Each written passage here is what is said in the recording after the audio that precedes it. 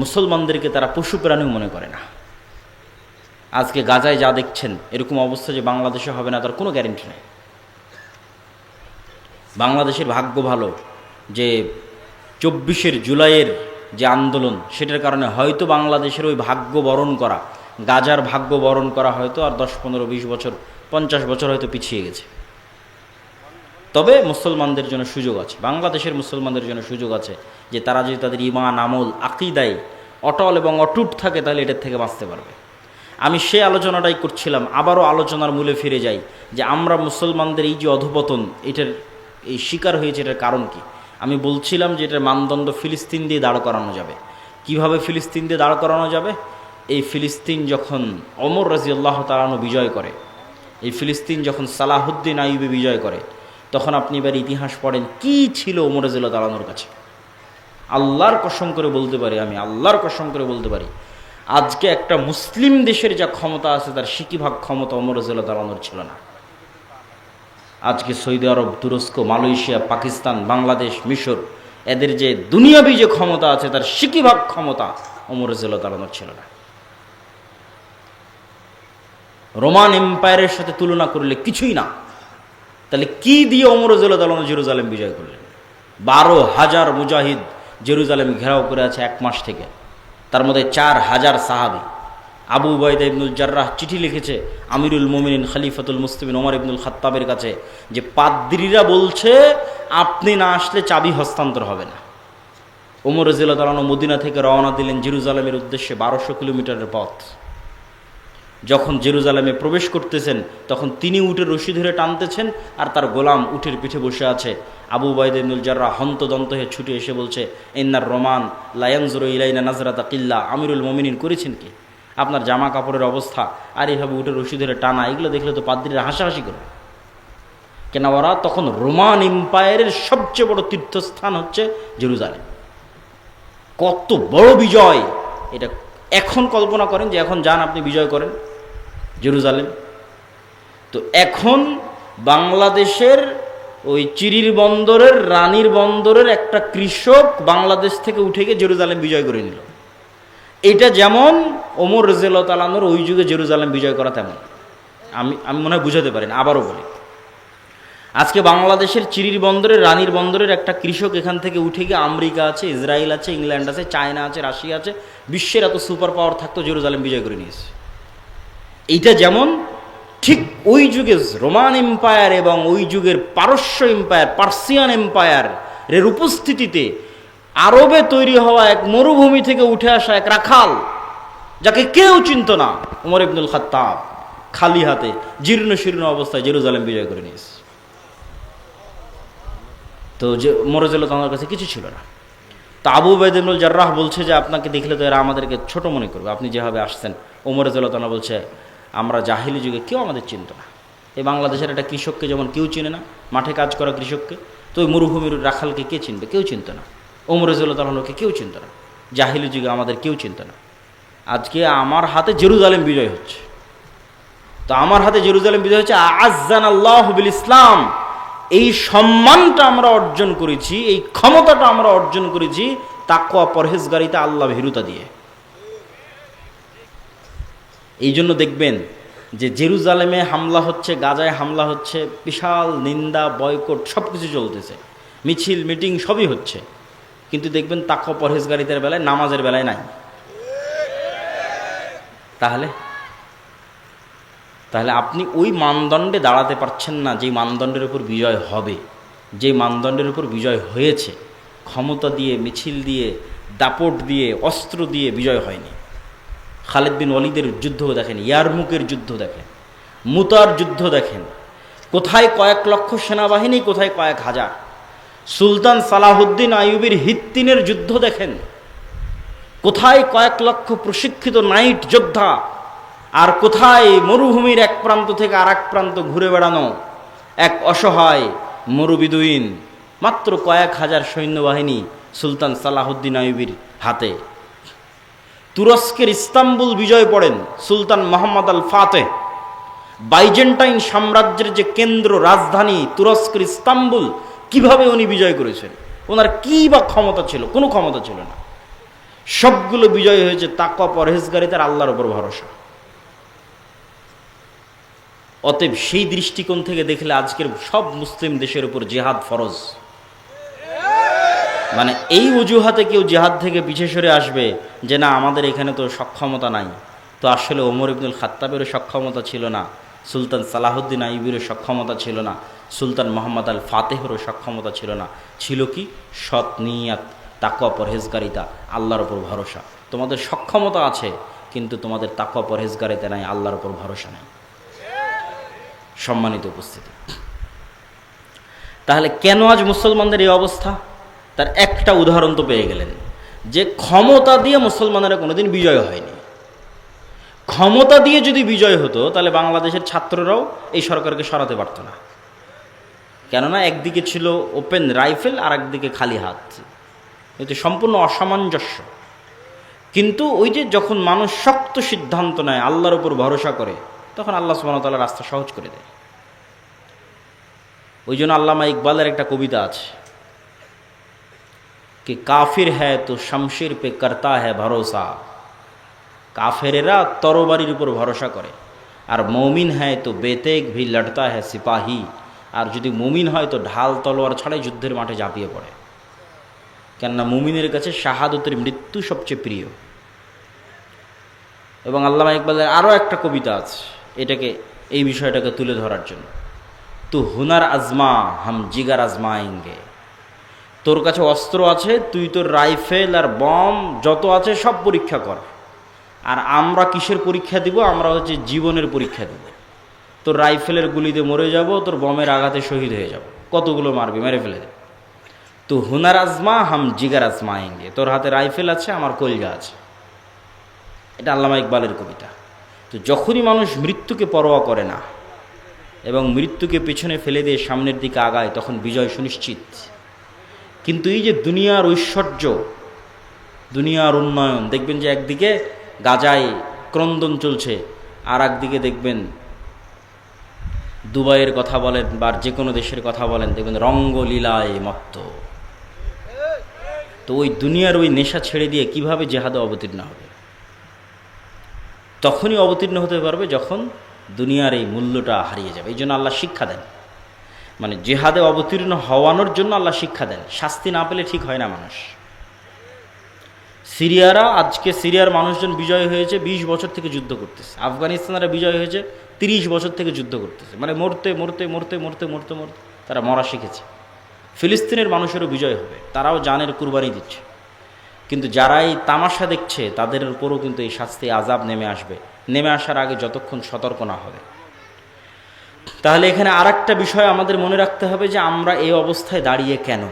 এই গোলামির জিঞ্জির আমাদের গলায় কেন?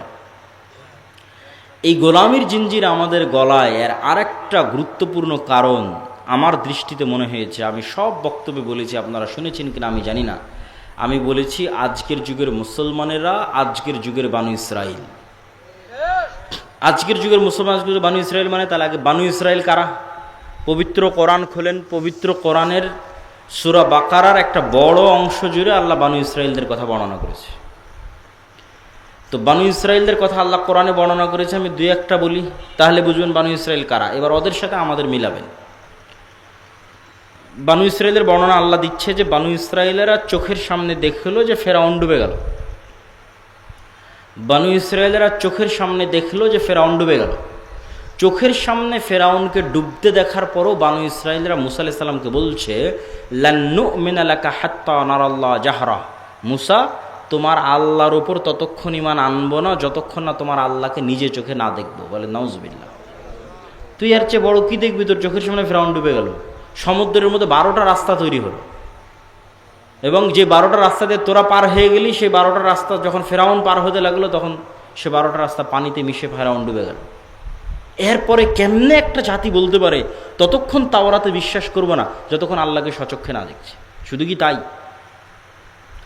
এই সমুদ্র যখন পার হয়ে গেল তখন এটা মরুভূমি। তুর পাহাড় যদি কোনোদিন দেখতে পান, মিশরে যদি কোনোদিন যান, তুর পাহাড় যদি দেখেন, তাহলে দেখবেন তুর পাহাড় এবং তার আশেপাশের পুরো অঞ্চল মরুভূমি, আর এক পাশের অঞ্চল সমুদ্র।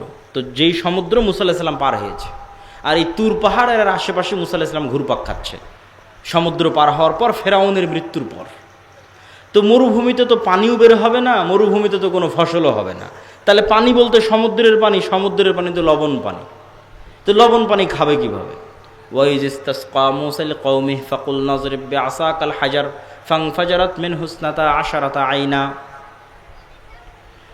যখন বানু ইসরাইল মূসা আলাইহিস সালামকে বলল মরুভূমিতে পানির ব্যবস্থা নাই, তোমার আল্লাহকে বলো পানির ব্যবস্থা করে দিতে, তখন আমরা মূসাকে বললাম, মূসা তোমার হাতের লাঠি পাথরে আঘাত করো। যখন মূসা আলাইহিস সালাম বিসমিল্লাহ বলে হাতের লাঠি পাথরে আঘাত করলেন, তখন মরুভূমির মধ্যে পানির কোনো উৎস ছাড়াই পাথরের মধ্যে থেকে 12টা ঝর্ণা বের হয়ে গেল। আল্লাহু আকবার। তা পানির ব্যবস্থা হয়ে গেল। খাবার তো আল্লাহ বলছে তোমাদের জন্য জান্নাত থেকে মান্নার সালোয়া পাঠাবো খাবার হিসেবে। প্রতিদিন সকালবেলা মান্না সালোয়া আসতে লাগলো। মান্না সালোয়া কি? মান্না সালোয়া হচ্ছে এক উন্নত প্রজাতির পাখি আর পৃথিবীর সর্বোন্নত প্রজাতির মাশরুম। তো এই মান্না সালোয়া নিয়ে যখন আমি একবার গবেষণা করেছিলাম, তখন দেখেছিলাম, এখনকার দাম কম বেশি হতে পারে, যে আজকের পৃথিবীর সর্বোন্নত যে মাশরুম, এই সর্বোন্নত মাশরুমের বর্তমান 1 কেজি মাশরুমের দাম বাংলা টাকায় 4 থেকে 5 লক্ষ টাকা। আল্লাহু আকবার। 1 কেজি মাশরুমের দাম 4 থেকে 5 লক্ষ টাকা। সেই খাবার আল্লাহ ফ্রিতে দিত। তাহলে মরুভূমিতে পানি বের হয়ে গেল, মরুভূমিতে জান্নাত থেকে খাবার আসে। তারপরও বানু ইসরাঈল বলছে লান নাসবিরা আলা তুআমিন ওয়াহিদ ফাদউ লানা রাব্বাক। এগুলো সব সূরা বাকারা থেকে আমি পড়তেছি। তোমার আল্লাহকে বলো এই রোজ এক খাবার ভাল লাগে না, আল্লাহকে বলো এই মরুভূমির থেকে ডাল, চাল, রসুন, পেঁয়াজ, আদা বের করে দিতে। তখন মূসা আলাইহিস সালাম আল্লাহর সাথে কথা বললেন। আল্লাহ বলছে ঠিক আছে, এই মরুভূমি পার হওয়ার পর সুজলা সুফলা শস্য শ্যামলা একটা এলাকা আছে, যেটা তোমার বাপদাদার, মূসা আলাইহিস সালামের বাপদাদার। মূসা আলাইহিস সালামের বাপদাদার কীভাবে? মূসা আলাইহিস সালামের বাপদাদার কীভাবে, এটা বোঝার জন্য 1-2 মিনিটে বুঝিয়ে দিচ্ছি। সমুদ্র পার হওয়ার সময় কয়টা রাস্তা তৈরি হয়েছিল? 12টা। ঝর্ণা ফাটার সময় কয়টা ঝর্ণা বের হলো? আল্লাহ কিন্তু কোরআনে বলছে ইসনা আশার, 12টা। এটা হচ্ছে ইউসুফ আলাইহিস সালামের 12 ভাই, ইয়াকুব আলাইহিস সালামের 12 সন্তান।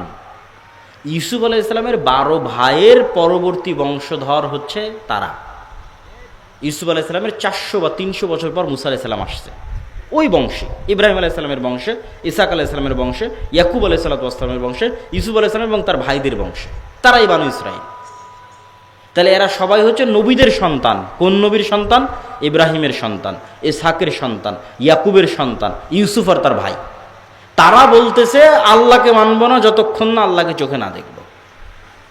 তো তখন আল্লাহ বলছে ঠিক আছে, এখানে খাবার লাগবে। তো ওই যে তোমাদের বাপদাদার ভূমি জেরুজালেম, বাপদাদার ভূমি কিভাবে? ইব্রাহিম আলাইহিস সালাম এখানে, বক্তব্যের শুরুতে বলেছি, ইরাক থেকে পালিয়ে ইব্রাহিম আলাইহিস সালাম এখানে আসছে।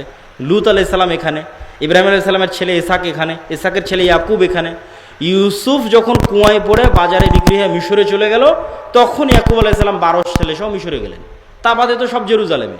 তাহলে আজ 400 বছর পর, ওই যে 400 বছর আগে ইউসুফ আলাইহিস সালাম মিশরে গেছিল, তারপর ভাইয়েরা মিশরে গেছিল, আজ 400 বছর পর বানু ইসরাঈলকে আল্লাহ বলছে, মূসা আলাইহিস সালামকে আল্লাহ বলছে তোমার বাপদাদার ভূমি, যেখানে ইব্রাহিম থাকতো, ইসহাক থাকতো, ইয়াকুব থাকতো, ওটা সুজলা সুফলা শস্য শ্যামলা, যাও যুদ্ধ করে বিজয় করো। তখন নবীর সন্তানেরা বলতেছে যাদের কাছে জান্নাত থেকে খাবার আসে, যাদের কাছে ঝর্ণা ফেটে পানি বের হয়, যাদের কারণে আল্লাহ ফেরাউনকে ডুবিয়ে দিয়েছে, 12টা রাস্তা তৈরি করে দিয়েছে, তারা বলছে ইযহাব আনতা ওয়া রাব্বুকা ফাকাতিলা, তুমি আর তোমার আল্লাহ গিয়ে যুদ্ধ করো। নাউযুবিল্লাহি মিন যালিক। তাহলে এরা হচ্ছে বানু ইসরাঈল। তো এদের সাথে মুসলমানদের তুলনা কি? এরা নবীর সন্তান হওয়ার পর কতটা ধোঁকাবাজ, কতটা শঠতাপূর্ণ, কতটা মুনাফিক, কতটা মিথ্যুক, কথা দিয়ে কথা রাখে না, কৌশল করে, কূটকৌশল করে, চালাকি করে, ধোঁকা দেয়। এক পর্যায়ে মূসা আলাইহিস সালাম বিরক্ত হয়ে গেছে। ফাফরুক বাইনানা, আল্লাহ আমি আর আমার কওমের দায়িত্ব পালন করতে পারবো না। মূসা আলাইহিস সালাম রিজাইন পত্র দিয়ে দিয়েছে, পদত্যাগ পত্র জমা দিয়ে দিয়েছে, ক্লান্ত হয়ে গেছে। তো ওরা যেমন, ওই বানু ইসরাঈলেরা যেমন মিথ্যুক, ধোঁকাবাজ, শঠতা, মুনাফিক হয়ে গেছিল, আজকের যুগের মুসলমানেরা তাই হয়ে গেছে। এটা আপনি আপনার আশেপাশে যে কোনো জায়গায় তাকালে দেখতে পাবেন যে হুবহু বানু ইসরাঈলের চরিত্র মুসলমানদের মধ্যে চলে এসেছে। আর এই কারণেই আল্লাহ বানু ইসরাঈলের এত লম্বা ঘটনা কোরআনে বলে রেখেছে, কেন আল্লাহও জানে একদিন উম্মতে মুহাম্মাদি বানু ইসরাঈল হবে, তো এটা পড়ে যেন শিখে, এদের ঘটনাগুলো পড়ে যেন শিখে, এটা আল্লাহও জানে। যে উম্মতে মুহাম্মাদিন বানু ইসরাইল হয়ে যাবে। এই জন্য রাসূলুল্লাহ সাল্লাল্লাহু আলাইহি ওয়াসাল্লাম বলেছেন আয়াতুল মুনাফিক সালাসা, মুনাফিকের আলামত তিনটা, কথা বললে মিথ্যা বলে, গালি দেয়, ওয়াদা ভঙ্গ করে, মিথ্যা বলে, এগুলো হচ্ছে মুনাফিকের আলামত। এবার আপনি আপনার আশেপাশে দেখেন নামাজ ঠিক আছে, দাড়ি ঠিক আছে, টুপি ঠিক আছে, হজ ঠিক আছে, ওমরা ঠিক আছে, সব ঠিক আছে, এমনকি ফিলিস্তিনের গাজায় যদি যান, মিশরে যদি যান, দেখবেন যে সব কিছু ঠিক আছে, কিন্তু একটা জায়গায় ধরা খেয়ে যাবেন। দেখবেন যে নিজের মুসলমান ভাইয়ের রক্তের উপর বিক্রি করে দালালি চলতেছে। একটা টাকা আপনি মিশর থেকে গাজায় পাঠাবেন, শুধু সিন্ডিকেট আর দালালের কারণে এই টাকাটা গাজার মধ্যে যেতে যেতে যেতে যেতে যেই পরিমাণে দাম বাড়ে, মিশরে যদি 500 পাউন্ডে একটা খাসি কিনতে পাওয়া যায়, তাহলে গাজার মধ্যে ঢুকতে ঢুকতে ঢুকতে ঢুকতে শুধু সিন্ডিকেট দালাল, সিন্ডিকেট দালাল, সিন্ডিকেট দালাল, ঢুকতে ঢুকতে এই টাকায় ওই খাসি আর 5000 পাউন্ডও খুঁজে পাওয়া যাবে না। অথচ এই সমস্ত সিন্ডিকেট এবং দালালেরা মুসলমান, এরা এই দালালি আর সিন্ডিকেটের ব্যবসা করতেছে। আর মরা যে ভাই এখন মরবে, খাবার পায় না, ওই ভাই যে মৃত্যুন্মুখ, তার মুখে খাবার দিতে হবে, তার টাকার সাথে ব্যবসা করতেছে। এ হলো মুসলমান বানু ইসরাইল, মিথ্যুক, ধোঁকাবাজ, শঠতাপূর্ণ, দুর্নীতিবাজ। এই জন্য এগুলো জালসা সম্মেলনের গত 16 বছর কত এমপি, মন্ত্রী, মিনিস্টার, চেয়ারম্যান, মেম্বার, এগুলোর অতিথি, বিশেষ অতিথি, এসি, ডিসি, ওসিল্যান্ড, এসপি ছিল, যে বলা যায় 80-90% বেশি এগুলো জালসা, মাদ্রাসা, মসজিদ, এগুলোর কমিটির সভাপতি, সেক্রেটারি, আর অন্তত 50% বেশি উমরাকারী হাজি, আর অন্তত 10% আছে তাহাজ্জুদের সালাত আদায়কারী। কিন্তু নিজ নিজ দায়িত্বের জায়গায় সবগুলো মিথ্যুক, চোর আর বাটপার। এ হলো বানু ইসরাইল, মানে দেখাচ্ছে একটা, আসলে হচ্ছে আর একটা। বানু ইসরাইল এগুলো হচ্ছে গোলামের স্বভাব। তবে এই যে গোলামের স্বভাব আমরা চলে এসেছি, আপনাদের মনে কি এটা প্রশ্ন হয় না যে ইব্রাহিম আলাইহিস সালামের সন্তানেরা কেমনে এরকম হয়ে গেল? প্রশ্ন হয় না, হয় না? এই প্রশ্নের উত্তর নিতে হবে। তো এই প্রশ্নের উত্তর দেওয়ার আগে, তার আগে 2 মিনিট একটা জরুরি একটা আবেদন আছে, যে আপনাদের মধ্যে এই প্রতিষ্ঠানের সহযোগিতার জন্য হয়তো চাদর নিয়ে যাবে, আপনারা অবশ্যই প্রতিষ্ঠানের সহযোগিতা করবেন। কেননা সহযোগিতার বিষয়ে একটা জিনিস আপনাদের মনে রাখতে হবে, যে আপনি মনে করেছেন না দিব না, ওকে দিব না টাকা, না, আপনি প্রতিষ্ঠানকে বঞ্চিত করলেন না, আপনি নিজে একটা ভালো কাজ থেকে বঞ্চিত হয়ে গেলেন। আপনি চিন্তা করছেন একরকম, বিষয়টা ঘটছে আর একরকম। এখানে আর 2টা উদাহরণ দিই। ফেতরা দিয়েছেন না সবাই? ফেতরা দিয়েছেন, মাশাআল্লাহ। হাদিসে রাসূল সাল্লাল্লাহু আলাইহি ওয়াসাল্লাম বলছে কি, ফেতরা হচ্ছে সিয়ামের মধ্যে যদি কোনো ভুল ত্রুটি হয় তার কাফফারা। কেউ যদি দিনের বেলা সিয়াম অবস্থায় তার স্ত্রীর কাছে যায়, তা আল্লাহ নবী বলছে কাফফারা একটানা 60 দিন রোজা, না হয় 60 দিন মিসকিন খাও, না হয় গোলাম আজাদ করো। তার মানে দুনিয়াতেই ইবাদতের মধ্যে ত্রুটি হলে ধন সম্পদ দিয়ে, টাকা পয়সা দিয়ে, জরিমানা দিয়ে বাঁচা যাচ্ছে। কথা মনে হয় বুঝাতে পারিনি। দুনিয়াতেই যখন ইবাদতের মধ্যে গুনাহ হয়ে যাচ্ছে, তখন আল্লাহই সিস্টেম তৈরি করে দিয়েছে, দুনিয়াতেই তুমি তোমার ইবাদতের ভুলের কাফফারা দিয়ে দিতে পারবা, টাকা দিয়ে, ধন সম্পদ দিয়ে। এই সিস্টেম কিয়ামতের মাঠেও চলবে, কিন্তু কিয়ামতের মাঠে তখন তো আর টাকা বানানোও যাবে না, আর টাকা থাকবেও না। তাহলে এখন যারা আগে থেকেই সেভিং অ্যাকাউন্টে জমা করে রাখবে টাকা পয়সা, ধন দৌলত আল্লাহর কাছে, আল্লাহকে কর্জ দিয়ে রাখবে, আল্লাহ ওগুলোকে আবাদ করবে, বাড়াবে। আল্লাহ বলছে তুমি যেমন একটা ধানের গাছ পুতলা, সেখান থেকে যেমন 100 ধানের শীষ বের হবে, আমার কাছে টাকা দাও, আমি ওটাকে বাড়াতেই থাকবো, বাড়াতেই থাকবো, বাড়াতেই থাকবো। তারপরে কিয়ামতের মাঠে তুমি যেদিন উপস্থিত হও, উপস্থিত হয়ে দেখবা কার নামে গীবত করেছো, কাকে অপবাদ দিয়েছো, কোথায় ঠিক মতো নামাজ পড়োনি, কোথায় রোজা ছুটে গেছে, কত রকমের এলোমেলো হয়ে গেছে। তখন তোমার এই টাকা দিয়ে আস্তে আস্তে কাফফারা হবে, তুমি বেঁচে জান্নাতে চলে যাবা। এই জন্য আব্দুর রাজ্জাক বিন ইউসুফ বলেছে যে দান হচ্ছে শক্তিশালী, পাওয়ারফুল ইবাদত, অন্য সবগুলোকে কাভার দিতে পারে, আর কোনো ইবাদত আর একটাকে কাভার দিতে পারে না। হজে যান, দেখবেন যে একটা ইবাদত ছুটে গেছে, কথার কথা আপনি একটা ভুল করে ফেলেছেন, তখন আপনাকে মুআল্লিম বলবে দম দিতে হবে। দম কি? এটা খাসি জবাই করতে হবে। তো খাসি জবাই করতে কি লাগবে? টাকা লাগবে। তো টাকা দিয়ে খাসি জবাই করে হজের একটা ভুল শুধরে গেছে। সম্মানিত উপস্থিতি, তা আপনাদের মধ্যে যারা চাদর হাতে যাবে, আমাদের বক্তব্য অব্যাহত থাকবে এবং খুবই গুরুত্বপূর্ণ আলোচনা, না শুনে অধৈর্য হয়ে আপনারা যাবেন না, তার মধ্যে সহযোগিতাও করতে থাকবেন। তো আমরা প্রশ্ন কি করেছিলাম, ইব্রাহিম আলাইহিস সালাতু ওয়াস সালামের সন্তানেরা এইভাবে মুনাফিক, নিমক হারামে পরিণত হলো, এর কারণ জানার দরকার আছে না নাই? আছে। আমি আমার গবেষণায় যে কারণ বের করেছি এবং আমার মনে হয়েছে এটাই কারণ, ইতিহাস তার প্রমাণ বহন করে, ইতিহাস তার সাক্ষী বহন করে, সেই কারণটা হচ্ছে যে ইউসুফ আলাইহিসসালামের মৃত্যুর পর, ইউসুফ আলাইহিসসালাম মারা গেল, ইউসুফ আলাইহিসসালাম যতদিন বেঁচে ছিল ভাইয়েরাও মন্ত্রী, মিনিস্টার, চেয়ারম্যান, মেম্বার বড় বড় পদে ছিল। ইউসুফ আলাইহিসসালামের মারা যাওয়ার পর যেই বংশের সাথে জোট করে ইউসুফ আলাইহিসসালাম ক্ষমতায় ছিল, ওই বংশের নাম হাকসুস বংশ। ওই হাকসুস বংশের পতন হয়ে নতুন বংশ ক্ষমতায় আসলো, তাদের নাম ফারাও। তো ফারাওরা বলল যে আগের হাকসুসদের মারবো তো মারবো, ওদের সাথে যাদের জোট ছিল ইউসুফ আর এদের ভাই, এদেরকেও মারবো। তো যখন ইউসুফ আর এদের ভাইদের মারতে গেল, তখন বড় বড় জ্যোতিষী, বড় বড় পাদ্রী, জাদুকরেরা বলল, এই ফারাওরা শোনো, তোমাদের যদি কোনোদিন ক্ষমতার পতন হয় তাহলে বানু ইসরাইলদের মধ্যেই পতন হবে, ইউসুফ আর ইউসুফের ভাইদের মধ্যেই এমন সন্তান জন্ম নেবে যে তোমার ক্ষমতাকে ধ্বংস করে দিবে। তো ফেরাউনের মাথা আরও নষ্ট হয়ে গেল, আরও জুলুমের স্টিম রোলার বাড়িয়ে দিল। তো এই জুলুম চলল 300 বছর। ফেরাউনের জুলুম বানু ইসরাইলের উপর চলেছে 300 বছর। 300 বছরে বানু ইসরাইলদেরকে গোলাম বানিয়ে রাখা হয়েছে, এবং গোলাম বানানো হয়েছে দুইভাবে। এক, সুদী অর্থনীতি। আপনি বলেন ওই যুগে আবার সুদী অর্থনীতি কোথায় থেকে আসলো? জি, কারুন হচ্ছে ফেরাউনের যুগের মানুষ।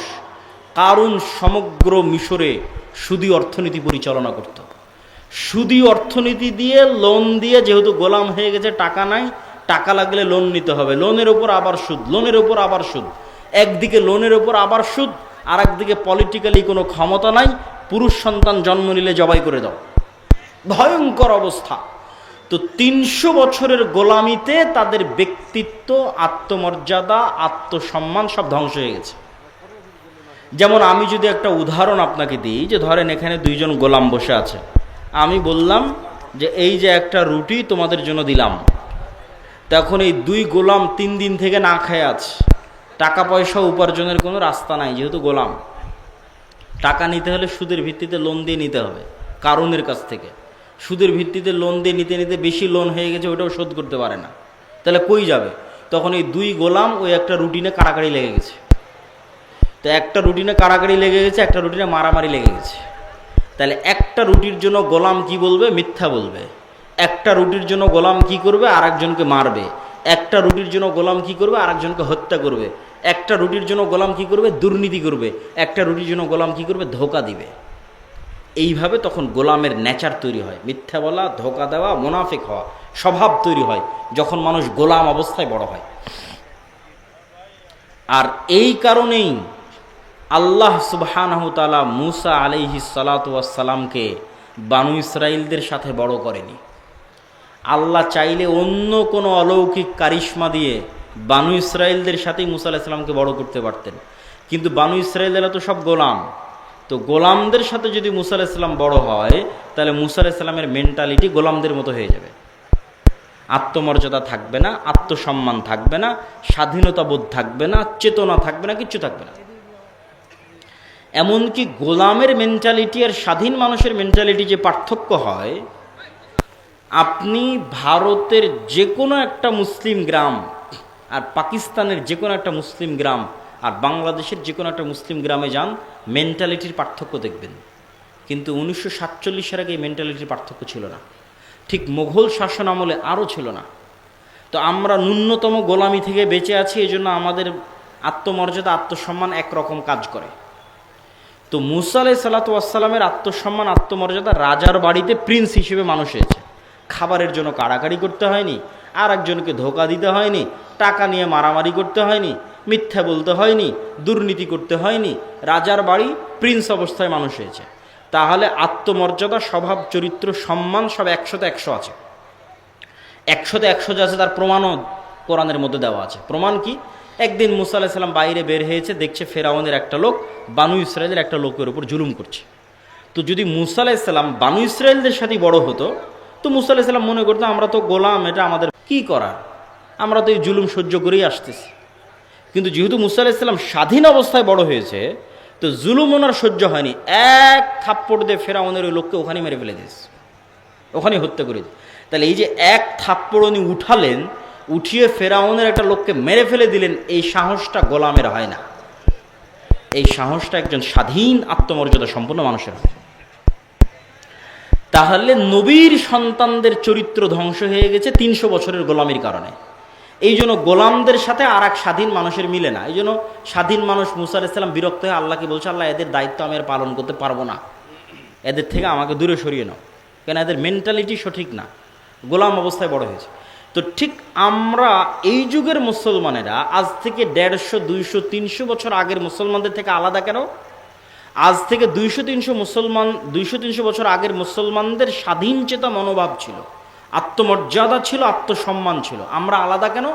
আমরা 200 বছর ব্রিটিশদের গোলামি করেছি।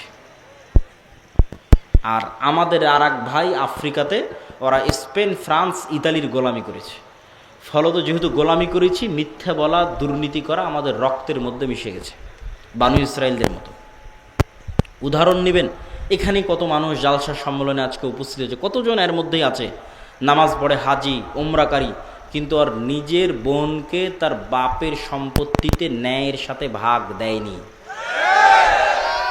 একদল আছে বোনকে ভাগই দেয়নি, আর একদল আছে যদি দিয়ে থাকে তাহলে ন্যায়ের সাথে দেয়নি। যেটা ভালো ফরওয়ার্ড জমি, দামি জমি, ওটা নিজে নিয়েছে, যেটা পানিতে ডুবে থাকে, কম আবাদ হয়, সেটা বোনকে দিয়েছে। তাহলে সে হাজি, সে নামাজি, সে আল্লাহওয়ালা, সে এরকম বড় জালসার সভাপতি, এইরকম সকল আনুষ্ঠানিকতার মধ্যে সে আছে, কিন্তু সে হচ্ছে বানু ইসরাইল। বানু ইসরাইলের স্বভাবে, চরিত্রে চরিত্রবান। আরো একটা উদাহরণ দেই, আপনাদের এই সমাজে প্রচলিত আছে ডিমান্ডের ভিত্তিতে বিবাহ, যৌতুকের ভিত্তিতে বিবাহ। তো যৌতুকের ভিত্তিতে বিবাহ হচ্ছে অন্যায়, জুলম।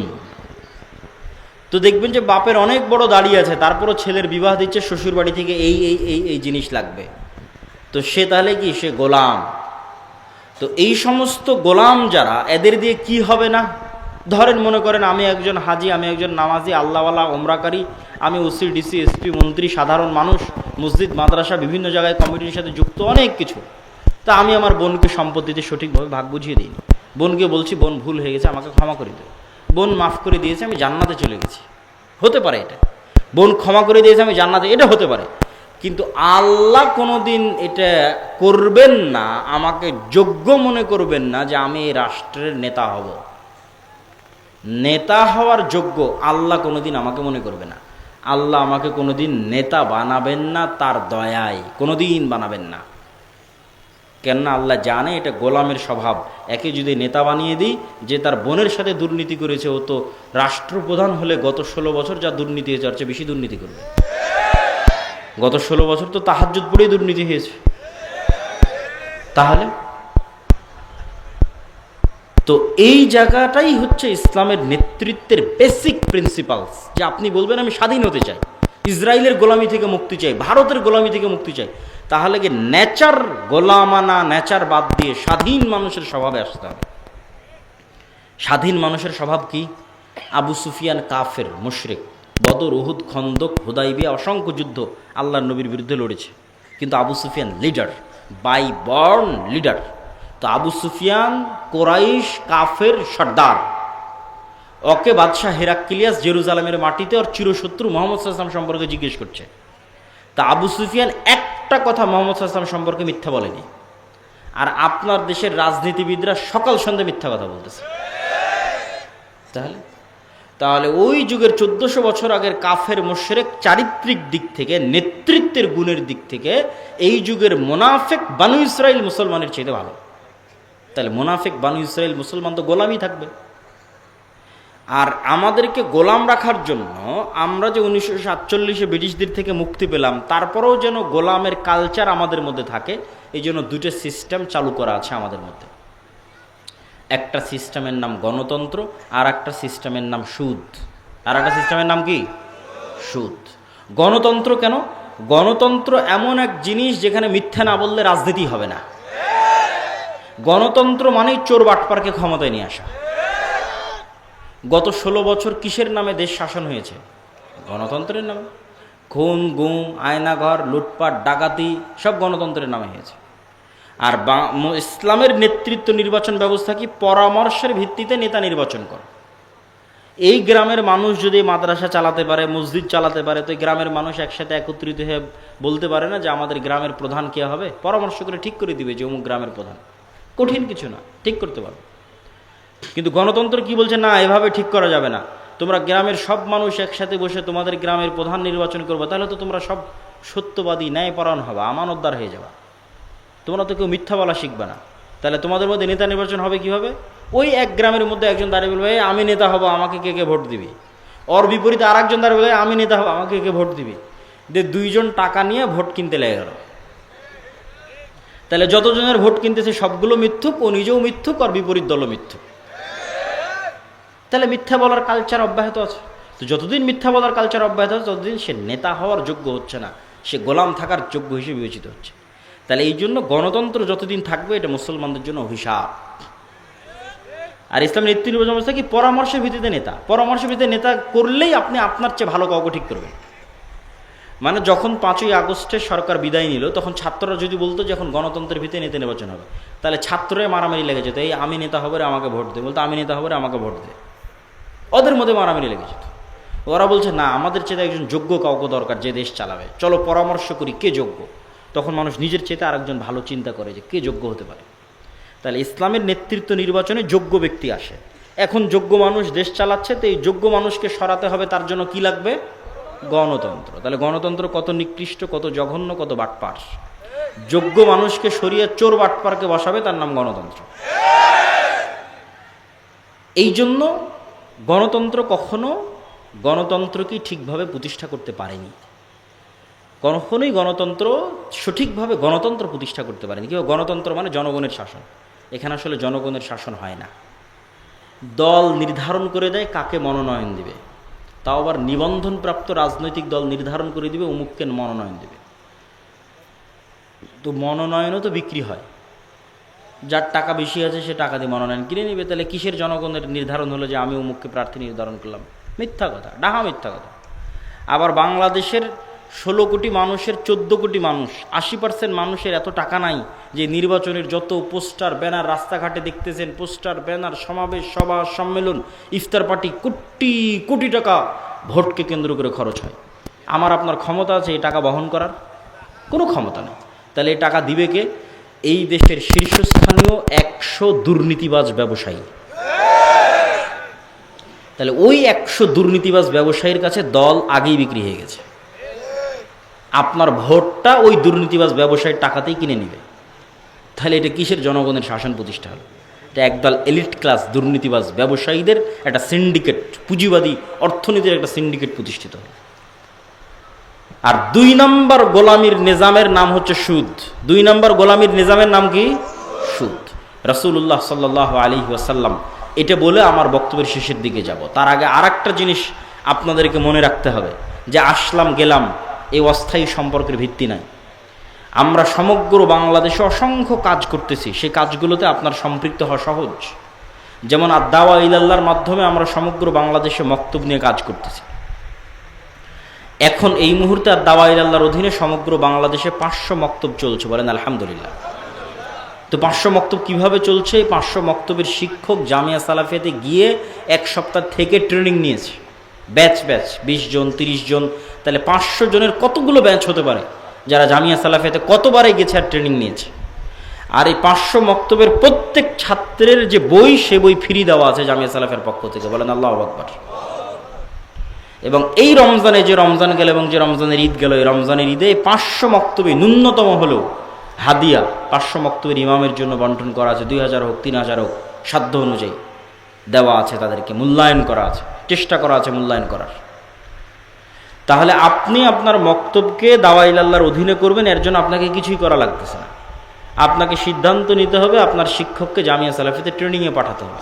ওই ট্রেনিংয়ের যাতায়াত খরচটাও আমরা দিব, ওই ট্রেনিংয়ের যাতায়াত খরচটাও আমরা দেব, ওই ট্রেনিংয়ের থাকা খাওয়া খরচটাও আমরা দেব, ট্রেনিং ফিটাও আমরা দেব। কিচ্ছু মসজিদকে দিতে হবে না, মসজিদের কমিটিকে দিতে হবে না। তারপরেও যদি একটা মানসম্মত মক্তব আমরা চালাতে না পারি, তাহলে সেটার জন্য জবাব আমাকে নয়, যারা এটার সাথে সম্পৃক্ত হচ্ছে না তাদেরকে দিতে হবে। কেননা ওখানে ট্রেনিং নিয়ে নির্ধারিত সিলেবাসে নির্ধারিত সময়ে ব্যাচ ভিত্তিক যখন ব্যাচ শেষ হয় পড়ার মান বাড়ে। এই কাজের সাথে আপনাদের যুক্ত হতে হবে। আমরা আরেকটি উদ্যোগ হাতে নিয়েছি, কর্জে হাসানা প্রজেক্ট। এই কর্জে হাসানা, সুদ মুক্ত কর্জে হাসানা ব্যাপকভাবে সবাইকে দিব, এটা কিন্তু আমাদের উদ্দেশ্য না। আমাদের উদ্দেশ্য হচ্ছে যেই এলাকায় যেই গ্রামে আমাদের অধীনে মক্তব পরিচালিত হচ্ছে ওই মক্তবের মাধ্যমেই, ওই মসজিদের মাধ্যমেই, ওই দায়িত্বশীলের মাধ্যমে ওই গ্রামে কর্জে হাসানা দেওয়া হবে। এটা কেন?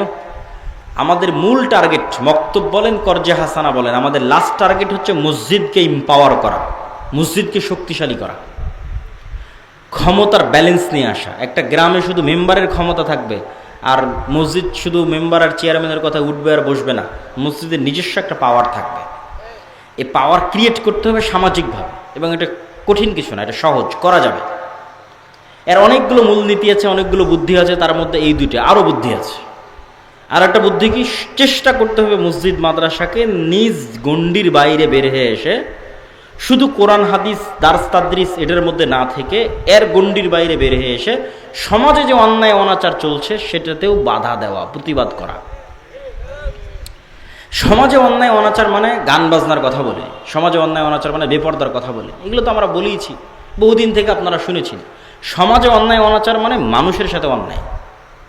ওই যে লোকটা মারা গেছে, ওর মেয়েকে সঠিকভাবে সম্পত্তি বুঝিয়ে দিচ্ছে না, জুলম হচ্ছে, মানুষের উপর জুলম হচ্ছে।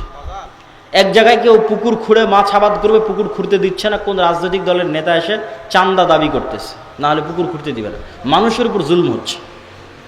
কোথাও যৌতুকের ভিত্তিতে বিবাহ হচ্ছে, মানুষের উপর জুলম হচ্ছে। তো মসজিদ মাদ্রাসা মানুষের উপর হওয়া জুলমকে বাধা দিতে যাবে, তাহলে মসজিদ মাদ্রাসার ক্ষমতা বাড়বে। আপনি যত ন্যায় প্রতিষ্ঠা করতে যাবেন তত আপনার পাওয়ার বাড়বে, এবং আপনি নেতৃত্বের যোগ্য হিসেবে বিবেচিত হবেন আল্লাহর দরবারে। আর যখনই আল্লাহর দরবারে নেতা হওয়ার যোগ্য হিসেবে বিবেচিত হবেন, আল্লাহ আপনাকে রাষ্ট্রেরও নেতা বানিয়ে দিবে। বুঝতে পারবেন না কেমনে বানিয়ে দিবে, কিন্তু আল্লাহকে প্রমাণ করতে হবে, আল্লাহর কাছে প্রমাণ করতে হবে আল্লাহ আমি ন্যায় প্রতিষ্ঠায় যোগ্য। আমি আমার পরিবারে ন্যায় প্রতিষ্ঠা করেছি, আমার মাদ্রাসায় ন্যায় প্রতিষ্ঠা করেছি, আমার সমাজে ন্যায় প্রতিষ্ঠার জন্য চেষ্টা করতেছি। কেননা আল্লাহ নিজে ন্যায়পরায়ণ। আল্লাহর সবচেয়ে বড় গুণ হচ্ছে আল্লাহ ন্যায়পরায়ণ। পৃথিবীর কোথাও যদি মানুষ ন্যায় বিচার না পায়, তাহলে কিয়ামতের মাঠে আল্লাহ ওই মানুষকে ন্যায় বিচার বুঝিয়ে দিবে। শুধু মানুষ কেন, পশু প্রাণীকেও আল্লাহ ন্যায় বিচার বুঝিয়ে দিবে। আর আল্লাহ সকল ক্ষমতার মালিক। তো আপনি ক্ষমতা চাচ্ছেন, রাষ্ট্রের ক্ষমতা দরকার, পৃথিবীর ক্ষমতা দরকার, ইসরায়েলের কাছে গোলাম থাকতে চাই না, তো ক্ষমতার মালিককে বলেন তো? আল্লাহ। তাহলে আল্লাহ আপনাকে ক্ষমতা দিবে কেন? আপনি ক্ষমতা বাস্তবায়নের যোগ্য হন। আল্লাহ সুবহানাহু ওয়া তাআলা এই পুরো বিশ্বের ক্ষমতা বাস্তবায়ন করছে ন্যায়ের সাথে। আল্লাহ তার নাম রেখেছে আজিজুন হাকিম। আল্লাহ বলেছেন, দেখো আমি মহাপরাক্রমশালী, ফাআলুল লিমা ইউরিদ, যা ইচ্ছা তাই করতে পারি, কিন্তু আমি হাকিম, আমি জ্ঞানী প্রজ্ঞাবান, এই জন্য আমি যা ইচ্ছা তাই করতে পারি। এই কারণে আমি মানুষের উপর জুলুম করব? অসম্ভব। আমার ক্ষমতা আছে, তারপর আমি ন্যায় প্রতিষ্ঠা করি। আল্লাহু আকবার। আমার কোনো বান্দা, কোনো পশু প্রাণীর উপর আমি জুলুম করি না, কিন্তু আমার ক্ষমতা আছে, আমি আজিজ, কিন্তু আমি অন্যায় করি না। তো যখনই আপনি ন্যায় প্রতিষ্ঠা করবেন, আল্লাহ আপনাকে ক্ষমতা দিয়ে দেবে। এটাই নিয়ম। এই জন্য সব নবী রাসূল ন্যায়পরায়ণ, সত্যবাদী, জন্মগত। আমাদের নবী মুহাম্মদ সাল্লাল্লাহু আলাইহি ওয়াসাল্লাম, এটা হচ্ছে লিডার হওয়ার গুণ। এই জন্য আল্লামা ইকবাল বলেছে, সাবাক ফিরসে পর সাদাকাত কা, শুজাআত কা, আদালত কা, লিয়া জায়েগা তুঝসে কাম, দুনিয়া কি ইমামত কা। মুসলমানেরা তোমরা নামাজ রোজার চমৎকার আছে, আহলে হাদিসদের আকীদাও ভালো আছে, নাই কি? সত্য বলা জানে না, সাহসিকতা নাই, ন্যায়পরায়ণতা প্রতিষ্ঠা করা জানে না। ওই দলে মারামারি, ওই মুজদে মারামারি, ওখানে যাই দেখেন নামাজ রোজা সব আছে, ন্যায়পরায়ণতা নাই। দলের আমির যেই কর্মী বেশি চামচামি, যে হুজুর জি সার করেছে অকি পদ দিয়ে দিয়েছে, যেই কর্মী বেশি কাজ করেছে অকি দল থেকে বাইর করে দিয়েছে।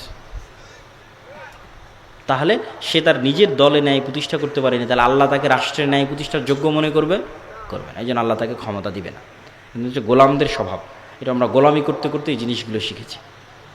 এই জন্য এইটার থেকে আমরা যত বের হয়ে আসবো।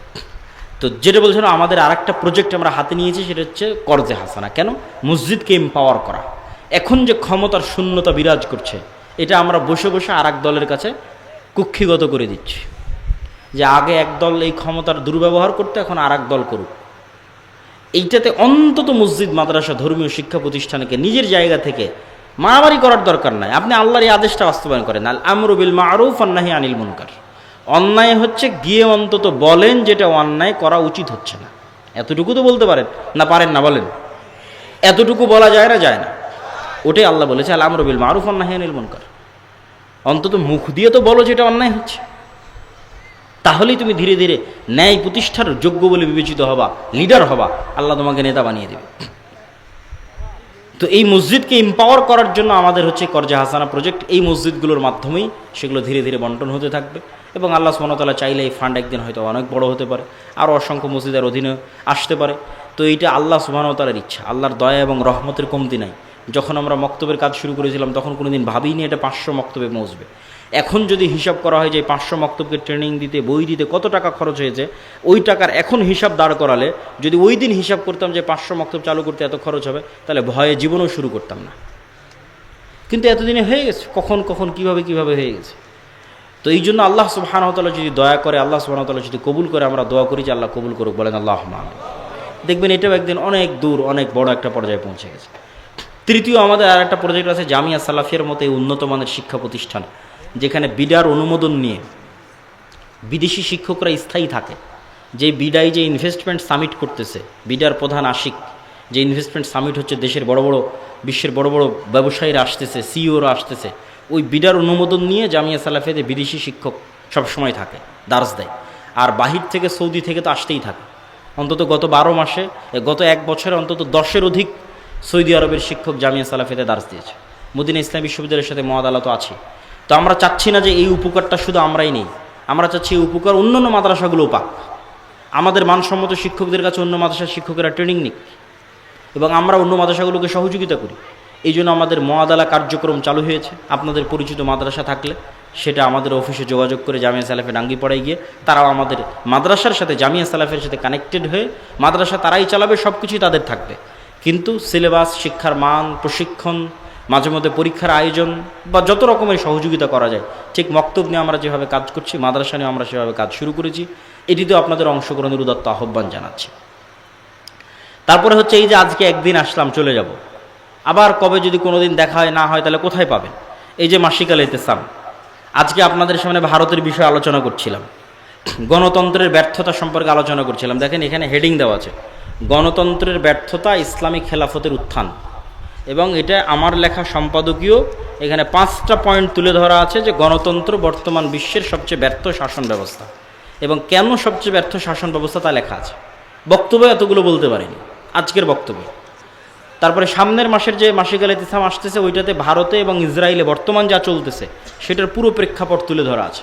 তাহলে এই পত্রিকাগুলো যদি আপনারা সবসময় আপনাদের প্রতিষ্ঠানে রাখেন, আপনাদের মসজিদে রাখেন, আপনাদের ফাউন্ডেশন লাইব্রেরিতে রাখেন, তাহলে আমাদের সাথে আপনাদের যোগাযোগটা থাকলে স্থায়ী। আমি নিজে শুধু সম্পাদকীয় না, বরং প্রবন্ধ আলাদাভাবে প্রতি মাসে লিখি। আর এর ফতোয়া বোর্ড বাংলাদেশের একমাত্র ব্যতিক্রম ফতোয়া বোর্ড, যেখানে শুধু দেশের বড় বড় আলেমরা বসে না,